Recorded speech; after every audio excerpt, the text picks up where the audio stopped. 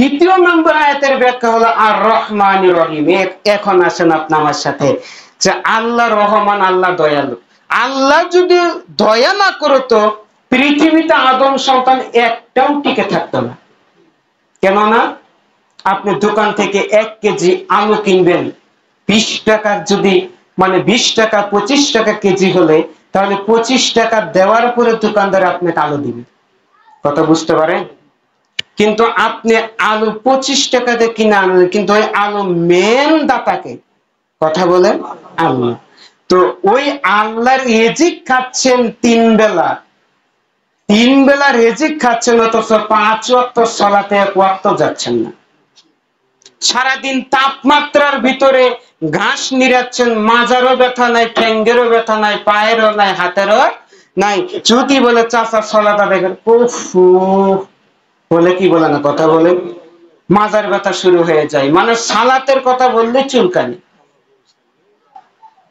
সম্মানিত উপস্থিতি, তাহলে আল্লাহর দয়া অনুসন্ধান করতে হবে। আর অনুসন্ধান করতে হলে কনসার্টে যেতে হবে নাকি? হ্যাঁ, কনসার্টে যেতে হবে, মসজিদে আসতে হবে, মসজিদে সালাত আদায় করতে হবে। গান বাজনার দোকানে আসরে বসা যাবে না। আপনি হেদায়েত পাবেন কিভাবে? হেদায়েত খুঁজতে হবে।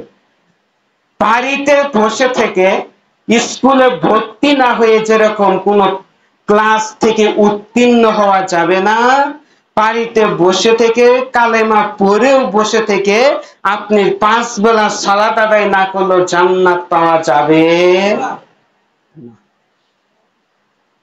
বলতে চাচ্ছিলাম যে আল্লাহর দয়া, রাসূল সাল্লাল্লাহু আলাইহি ওয়াসাল্লাম বলেছেন, কোন ব্যক্তি কাল হাসরের ময়দানে মানে জান্নাত পাবে না, কোন আমল দিয়ে কোন ব্যক্তি জান্নাতে যেতে পারবে না। সালাত দিয়ে জান্নাত হবে না, সিয়াম দিয়ে জান্নাত হবে না, হজ দিয়ে জান্নাত হবে না, তাজবি তাহলিল দিয়ে জান্নাত হবে না। তারপরে পৃথিবীতে যত আমল রয়েছে কোন একটা আমল যদি করেন তাও আল্লাহ জান্নাত দিবে না, কারণ দয়া ব্যতীত। সালাত পড়েও মানুষ জাহান্নামে যাবে, সিয়াম আদায় করেও জাহান্নামে যাবে, মানে আমল করে কোথায় যাবে? জাহান্নামে যাবে। কারণ পদ্ধতিকার তরিকায় হতে হবে, মুহাম্মদ সাল্লাল্লাহু আলাইহি সাল্লামের তরিকায় হতে হবে। আল্লাহ নবী মসজিদে বসে আছেন, এক ব্যক্তি ঢুকলেন, প্রবেশ করলেন। প্রবেশ করার পরে সালাত আদায় করলেন 3 বার। কয়বার? প্রথমবার হলো না, দ্বিতীয়বার, তৃতীয়বার হলো না, তো 3 বার সালাত আদায় করলেন। আল্লাহ নবী বলেন না যে হলো না, আল্লাহ নবী বলছে তুমি সালাত আদায় করোনি, ফা ইন্নাকা লাম তুসাল্লি, তুমি সালাত আবার আদায় করো। তা আল্লাহ নবী মনে হয় মিথ্যা কথা বলেছে নাকি?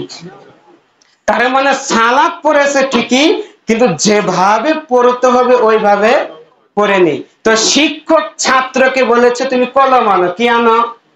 ও কলম ঠিকই এনেছে, কিন্তু যে কলমের দাগ নাই ওই কলম এনেছে।